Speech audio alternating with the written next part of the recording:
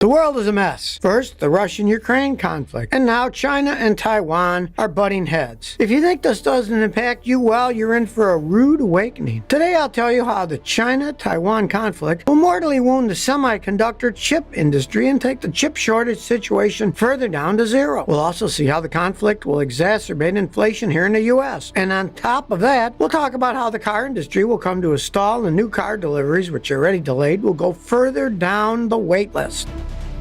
Things started heating up recently when U.S. House Speaker Nancy Pelosi announced she's visiting Taipei. This got China riled up. So why is China so mad? Let's look at Taiwan first. You might think it's just a small, innocuous island and nothing more. But here's the thing. Not many people know this, but Taiwan makes more than 90% of the world's most advanced semiconductors. Last year alone, Taiwan exported some $118 billion worth of chips. And that's despite the global chip shortage we've been seeing the last couple of years. The chip shortage, as of recent, has been mainly due to surging demand and also pandemic-related disruptions in production. Actually, the chip shortage has been one of the huge factors why new car production fell behind. And then Russia's invasion of Ukraine made the chip shortage even worse. Only recently, several analysts finally became hopeful that the shortage might end later this year, maybe next. But then the China-Taiwan conflict started brewing a few weeks ago. So now we might be headed back to square one. Let me explain. Let's start by looking at semiconductor chips themselves. Typically, chips are made out of silicon, and they're responsible for the control and memory functions in various products. I'm talking about everything from computers to smartphones to even microwaves and, of course, cars. In modern high-tech cars, semiconductors are needed for important functions like safety features, sensors, displays, power management, infotainment, power steering, and more. Modern electronics and computers just can't run without these chips. So you can see why any company or country that makes them is a powerful position to be in. But now, imagine a small area of land is responsible for most of the chip production in the world, and that is Taiwan. It's a bit smaller than 13,000 square miles. We're talking almost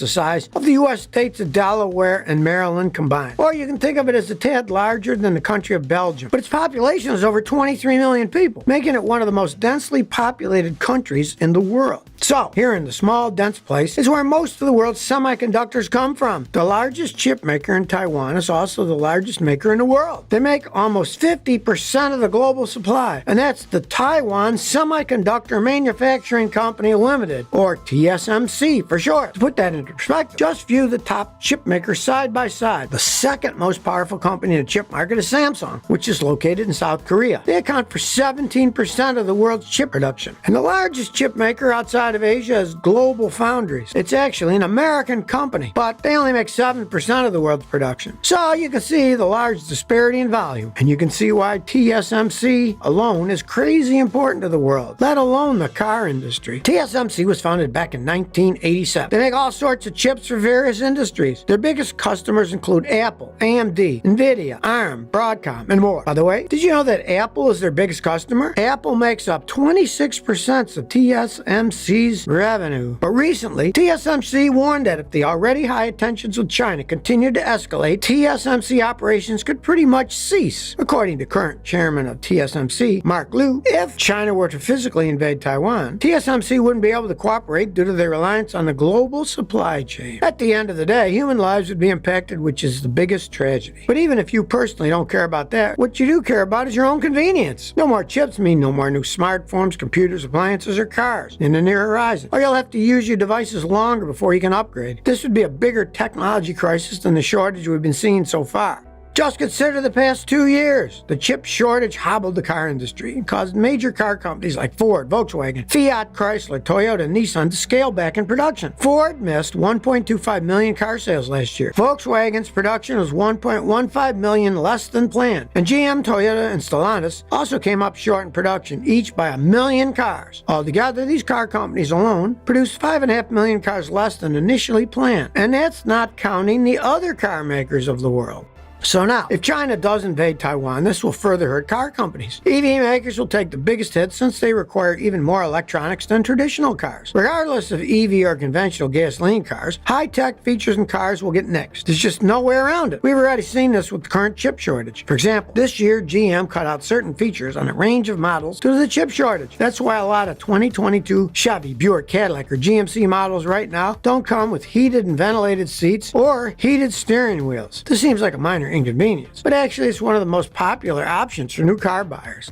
If you're wondering where the other chip makers are, well, specific to the car industry, the largest automatic chip suppliers, other than TSMC, include Infineon Technologies in Germany. They supply more than 13% of the car industry's chips. Next up is NXP Semiconductors in the Netherlands. They supply 10%. And then there's Renesas in Japan at 8.5%, and Texas Instruments at 8.3%. Anyway, if you think that's bad, it gets far worse. And it's something that even Homeland Security is shaking in their boots about. What if China were to take the TSMC facilities in Taiwan and use resources to boost its own mainland needs? This would give China a massive global technological advantage, which would present a literal nightmare scenario for U.S. Homeland Security and other countries too.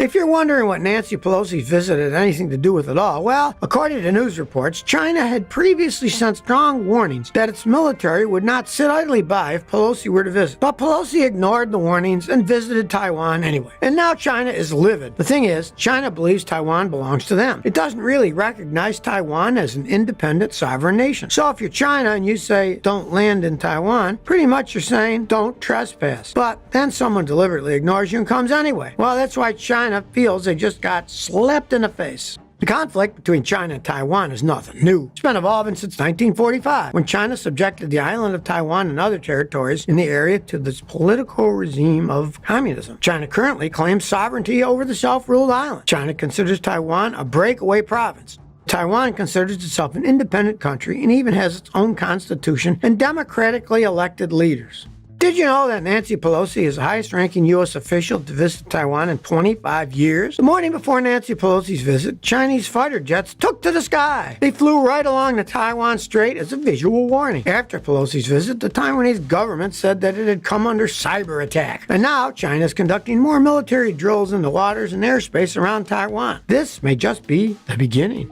The numbers aren't on Taiwan's side. China has 412,000 ground force personnel in their eastern and southern fleets. Taiwan only has 88,000. And remember, Taiwan is an island country. The island nation is absolutely outnumbered in fighter jets, warships, and submarines. Actually, Taiwan has no aircraft carriers at all, not even one. Obviously, they don't have the power to defend themselves. If China does declare war and invade Taiwan, the loss of human lives would be by far the worst consequence. But also, Taiwanese shipping lanes would be negatively affected. You see, the shipping lanes in Taiwan are among one of the busiest in the entire world, as it is. Let's put this in perspective. In the first 7 months of this year alone, almost half of the world's 5,400 container ships used the Taiwan Strait. These ships were transporting not only semiconductors and cell phones, but also appliances and clothing. But in addition to that, some 88% of the largest container ships of the world use the waterway. So if China invades Taiwan, well, these shipping lanes would no longer be safe to pass. So you can imagine what havoc this will throw on the shipping industry. But on a positive impact, most of those ships are Chinese ships delivering Chinese products to the world, and they'd kind of be doing themselves a disservice by closing the shipping lanes. TSMC Chairman Mark Liu recently stated that war brings no winners. Everybody loses. He added that TSMC's manufacturing facilities are very sophisticated, and they depend on real-time connection with the outside world, especially with countries like Japan, the US, and those in Europe. TSMC depends on these countries for everything from chemicals to materials, spare parts, and even engineering software and diagnosis. Hopefully by now you can see why in our connected world, offshore conflicts like this no longer impact just local countries, but also impact everyone in the world, including you and me.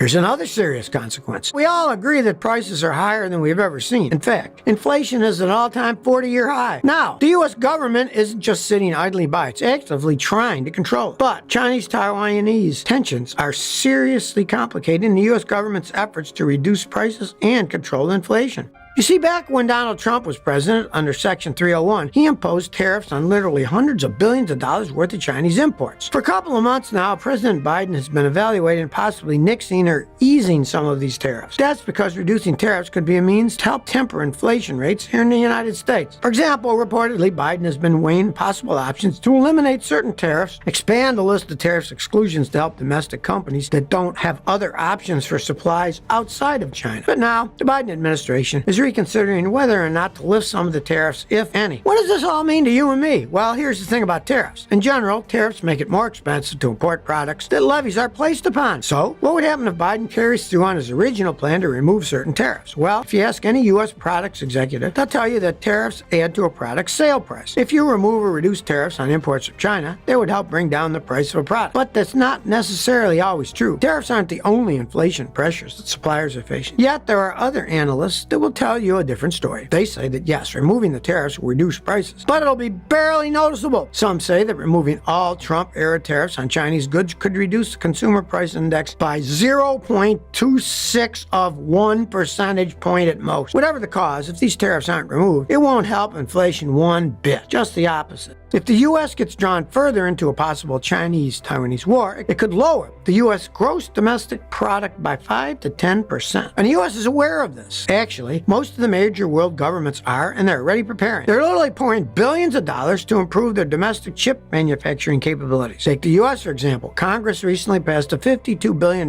funding bill to help Intel Corporation and also TSMC to boost their chip manufacturing footprint in the United States. Most people know that China's pretty skilled at making fakes, and that's across various industries, not just clothing, bags, and watches. A recent report found that the Chinese group called APT41 stole an estimated trillions of dollars in intellectual property theft. And they didn't just steal from a few companies. They stole from about 30 companies across the energy, manufacturing, and pharmaceutical sectors. A 12-month investigation by Cyber Reason named Operation Cuckoo Bees found that hundreds of gigabytes of intellectual property and sensitive data were taken from companies across North America, Europe, and Asia by Chinese hackers. I'm talking about stolen information like diagrams, blueprints, formulas, and manufacturing-related proprietary data for fighter jets, missiles, and depression and obesity drugs. They targeted information and blueprints from products that weren't even patented yet. Evidently, the Chinese cyber espionage campaign has been operating undetected since 2019. According to the FBI, China has a bigger hacking problem than any other major nation combined. And guess who its biggest target is? Brace yourself, because it's the United States. And today, China is cloning electric cars that mimic popular EV brands. If you're wondering why they're attracted to EVs now, just look at the sales stats. In the first quarter of this year alone, 2 million EVs were sold. That was a 75% increase compared to quarter one from the year before. China obviously has noticed the huge growth potential in electric vehicles. In China, companies like Li Auto, NIO, and XPeng have all made it clear that they're shooting for Tesla's top spot. Here's the thing. All Tesla models share one thing in common: a high purchase price. After add-ons, a Model S can easily cost you over $100,000. And China knows this. And here's where they come in. China has a massive non-union labor force and supply chains, so production costs are low. That's why ripping off car designs and selling them for less than the price of a Tesla comes easy to them. Let me give you an example. Look at state-owned Chinese car maker Chang'an Automotive. Recently, it launched a new EV that looks a lot like a Tesla Model 3. The name of the Tesla wannabe is the Shenlan SL03. It offers 320 miles of range compared to Tesla Model 3 range of 358 miles. The width, wheelbase, and height of these two cars are almost identical, except the Shenlan SL03 is about 4 inches longer than the Model 3. But the similarities don't stop there. Inside, both cars' interiors are very minimalistic. Both have a large horizontal center display, and both use extremely similar user interface. In China, the Tesla Model 3 starts at about $40,000, but Shenlan SL03 is much lower, just $26,000. That's a nearly $15,000 difference between the authentic Tesla Model 3 versus the Shenlan SL03 copycat. Needless to say, the Shenlan SL03 gained almost instant popularity in China. Within just the first hours of its launch, the Shenlan SL3 received over 15,000 reservations. Eventually, the company plans to produce 15,000 units per month. They're planning to build 5 factories globally and expand globally too. I'll give you another example. Several weeks ago, Chinese smart EV makers XPeng Motors launched their first G9 SUV. As you can see, its similarities to the Tesla Model Y. If you're wondering why G9 is emulated the Model Y, just look at Model Y's success. In the first 6 months of 2022, more than 172,400 Model Ys were delivered to customers across China. That's an increase of 188% from the year prior. According to XPeng, the G9 only needs 5 minutes of ultra-fast charging to get 124 driving range miles. Right now, Tesla's auto parts software has not been approved for use in China, but some versions of the G9 will come fit with LiDAR sensors that can use the city navigation pilot software to autonomously drive the SUV in urban areas without human intervention. Within the first 24 hours of its pre-sale launch on August 10th, the G9 received some 23,000 offers. Now, Tesla isn't the only victim here. There are other car companies whose car designs are being ripped off by Chinese EV makers. Jaguar Land Rover took Chinese automaker Jiangling to court, ripping off the designs of the Range Rover Evoque SUV. The judge ruled in favor of Jaguar Land Rover in 2019, and Jiangling was ordered to immediately stop sales, manufacturing, and marketing of their SUV called the Land Wind X7, and they were ordered to compensate Land Rover too. Funny enough, in Guangdong, China, a Jiangling Land Wind X7 and an authentic Range Rover Evoque actually brushed against each other in real life by sheer coincidence. Talk about accidentally meeting your twin. Volkswagen's design was also infringed on. Back in 2017, at the Jinan EV show, the Wicaro V7 caught consumers' attention. That's because this low-speed EV looked an almost mirror image of the Volkswagen e-Up. With only 75 miles of range and a top speed of 31 miles per hour, this EV is definitely low speed. It's also definitely a copy. Almost every single body panel and part looked identical to the original e-Up. Even the logo on the car looked almost identical to Volkswagen's classic logo. And then there's yet another Chinese company named Beijing S-Tech Technology. It's rumored to have applied for a patent on a design that's almost identical to a classic Mini. The Mini is an iconic car owned by the BMW Group, and the original Mini went out of production in 2000. And now, the Chinese company want to make the electric car clone of the Mini hatchback. Pretty much, if you look at the patent photos, it's as if a Beijing S-Tech Technology put the Mini design in a copy machine and printed it in grayscale. Needless to say, BMW is not happy about all this. Did you know that China also got some hot water with the Apple car? But it wasn't just any run-of-the-mill copycat that tried to mimic the Apple car's design. It was an ex-Apple engineer. Back in August 2022, former Apple engineer employee Shoulang Zhang pleaded guilty to stealing confidential information from Apple. Zhang also had been working as an engineer on a self-driving car project since 2015. But out of nowhere in April 2018, Zhang informed Apple that he decided to resign so he could be closer to his sick mother in China. But here's the real story. Zhang had actually decided to go to work for Chinese automaker XPeng. Now, Zhang had told Apple he'd work for XPeng once he got to China. And so, Apple started investigating Zhang, especially because the Apple car is a super notoriously secret project. Apple found out he had actually transferred 24 gigabytes of highly problematic data to his wife's laptop. And that included a whopping 25-page document with circuit board schematics for the Apple car. As Zhang got to the San Jose International Airport to return to China, he realized he wasn't alone. Federal agents were there, and they were looking for him. The agents ended up intercepting and arresting him right there at the airport. Well, let's just say that Zhang wasn't the stealthiest thief either. Surveillance cameras at the scene found that he was arrested. He had on his person some circuit boards and a server, which he stole from the Apple lab. Did XPeng come to Zhang's rescue? Not even close. After Zhang's arrest, XPeng publicly announced that they had nothing to do with this case, and they had no knowledge of any details of it. They also added that they were never involved in the investigation by the U.S. judiciary authorities, and that they had no related dispute with Apple. Later in July of the same year, a federal grand jury in San Jose indicted Zhang for obtaining a 25-page document that contained detailed drawings of a circuit board design that was going to be used in an Apple car. Recently, he pleaded guilty to the theft, and he could face up to 10 years in prison and a fine of up to $250,000. But Zhang isn't the only Apple employee to have been accused of stealing information about the Apple car. Back in 2019, another former Chinese Apple employee was charged with attempting to smuggle out of China Apple car schematics, manuals, photographs, and diagrams to China. This case is still ongoing. But now you tell me, do you think China will invade Taiwan? And do you even care? Please share your opinion by commenting below. If you like this video, please like, share, and subscribe. Thanks for your support.